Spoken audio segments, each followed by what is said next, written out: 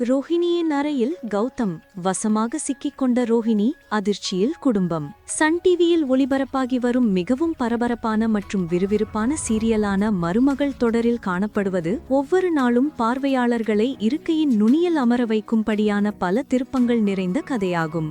கடந்த எபிசோடுகளில் நடந்த பல குழப்பங்களுக்கும் சந்தேகங்களுக்கும் சிகரம் வைத்தாற்போல் இன்றைய எபிசோட் அமைந்துள்ளது.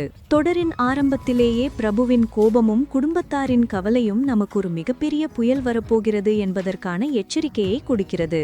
தன் அன்பு தங்கை ரோஹிணிக்கு நேர்ந்த துரோகத்தையும் அவள் படும் கஷ்டங்களையும் தாங்கிக் கொள்ள முடியாத பிரபு ஒட்டுமொத்த குடும்பத்தினரிடமும் பேசாமல் மௌன விரதம் இருந்து தனது கோபத்தை வெளிப்படுத்துகிறான். நான் யார்கிட்டயும் பேச விரும்பல என்று அவன் கூறும் வார்த்தைகள் அவனது மனதின் ஆழமான காயத்தை நமக்கு உணர்த்துகிறது. ஆதிரா எவ்வளவுதான் அவனது கோபத்திற்கான காரணத்தை குடும்பத்தாருக்கு புரிய வைக்க முயன்றாலும் பிரபுவின் பிடிவாதம் அனைவரையும் சோகத்தில் ஆழ்த்துகிறது. இந்த கவலையான சூழ்நிலையில்தான் மிகப்பெரிய சதிவலை ஒன்று பின்னால் பின்னப்பட்டு கொண்டிருக்கிறது என்பதை குடும்பத்தார் யாரும் அறியவில்லை. மறுபுறம் ஆதிராவின் குடும்பம் பிரபுவின் கோபத்தை பற்றி பேசி கவலைப்பட்டு கொண்டிருக்க, அதே வீட்டில் மறைந்திருந்து அனைத்தையும் கேட்டுக்கொண்டிருக்கிறாள் ஒரு சதி செய்யும் பெண். பச்சை நிற புடவையில் முகத்தில் வஞ்சக சிரிப்புடன் நிற்கும் அந்த வில்லி ரோஹிணியின் வாழ்க்கையை நிரந்தரமாக அழிக்க ஒரு மாபெரும் திட்டத்தை தீட்டியுள்ளாள். இன்னைக்கு நைட்டே ரோஹிணி இங்க வாழ வெட்டியா வரப்போராடி என்று அவள் தனக்குள் முணுமுணுக்கும் வார்த்தைகள் அவளது வக்ர புத்தியையும் ரோஹிணி மீது அவள் கொண்டிருக்கும் அளவற்ற வெறுப்பையும் அப்பட்டமாக காட்டுகிறது. கௌதம் என்ற அந்த கொடியவனை ரோஹிணியின் வீட்டுக்கு நன்னல் நிறவில் அனுப்பி அவளது திருமண வாழ்க்கையை முற்றிலுமாக சிதைக்க அவள் போட்ட திட்டம் எந்த அளவுக்கு கொடூரமானது என்பதை அந்த ஒரு வசனம் நமக்கு தெள்ளத் தெளிவாக காட்டுகிறது. இதற்கிடையில் சதி திட்டம் தீட்டப்பட்டபடியே நன்னல் நிறவு நேரத்தில் ரோஹிணியின் வீட்டிற்கு ஒரு திருடனைப் போல பால்கனி சுவரேறி குதித்து உள்ளே நுழைகிறான் கௌதம். எந்தவித பயமும் குற்றமுணர்ச்சியும் இல்லாமல் ரோஹிணியின் படுக்கையறைக்குள் நுழையும் அவன் ரோஹிணியை அதிர்ச்சியின் உச்சிக்கு தள்ளுகிறான்.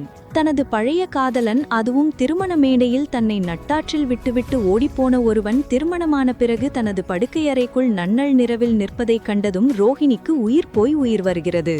டேய், நீ எப்படிடா இங்க வந்த? வெளியே போடா என்று அவள் பதற கத்துகிறாள். ஆனால் கௌதமோ மிக அலட்சியமாக அவளது படுக்கையில் சென்று சாய்ந்து கொள்கிறான். தன் வாழ்க்கையை நாசமாக்கியது போதாதென்று இப்போது ஏன் மீண்டும் வந்து தன் நிம்மதியை கெடுக்கிறாய் என்று ரோஹிணி கண்ணீர் மல்க கேள்வி எழுப்புகிறாள். ஆனால் இரக்கமற்ற கௌதம், நீ உன் புருஷன் இப்போ வந்தா உன்னை கொன்னே போற்றுவான்ல என்று கூறி அவளை மேலும் மிரட்டுகிறான். தன்னை மன்னிக்க சொல்லியும் வீட்டை விட்டு வெளியேற சொல்லியும் ரோஹிணி அவன் கால்களில் விழுந்து கெஞ்சும் காட்சி கல் நெஞ்சை கரைய வைக்கும்படியாக படமாக்கப்பட்டுள்ளது. சற்று காட்சியை மாற்றி பார்த்தால் ரோஹிணியின் அறையில் ஒரு மாபெரும் பிரளயம் நடந்து கொண்டிருக்க, அவளது கணவனோ தனது மனைவி மீதுள்ள அதீத அன்பால் நன்னள்ளில் ரோஹிணிக்கு இன்ப அதிர்ச்சியை கொடுக்க எண்ணி தெருவில் உள்ள ஒரு பூக்காரியிடம் சென்று 80 ரூபாய் கொடுத்து 3 முழம் மல்லிகைப்பூ வாங்கிக் கொண்டு வருகிறான். அவன் முகத்தில் இருக்கும் அந்த வெள்ளந்தியான சிரிப்பும் மனைவியை காணப்போகிறோம் என்ற அந்த எதிர்பார்ப்பும் ஒரு புறம் இருக்க, அவனது வீட்டிலுள்ள அவனது மனைவி பழைய காதலனிடம் மாட்டிக்கொண்டு தவித்துக் கொண்டிருக்கும் நிலை மறுபுறம் உள்ளது. எந்த கணவனாலும் ஏற்றுக்கொள்ள முடியாத ஒரு மிகப்பெரிய துரோகப் பழியை ரோஹிணி சுமக்கப் போகிறாள் என்பதை அறியாமல் அவன் மகிழ்ச்சியுடன் வீட்டிற்கு வருகிறான்.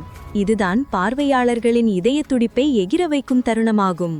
அப்படியே அந்த நேரத்தில் மல்லிகைப்பூவுடன் வீட்டிற்கு வந்த ரோஹிணியின் கணவன் கதவின் காலிங் பெல்லை அழுத்துகிறான். அறையினுள் கௌதமிடம் மாட்டிக்கொண்டு தவிக்கும் ரோஹிணிக்கு அந்த சத்தம் இடியாக இறங்குகிறது.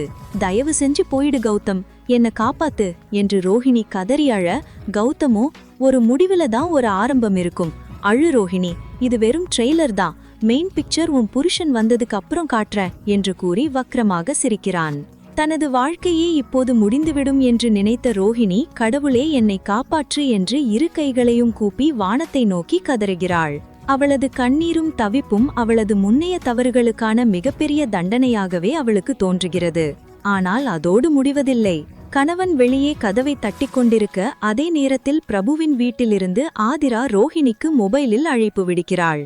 ரோஹிணியின் போன் தொடர்ந்து அடித்துக்கொண்டே இருக்கிறது.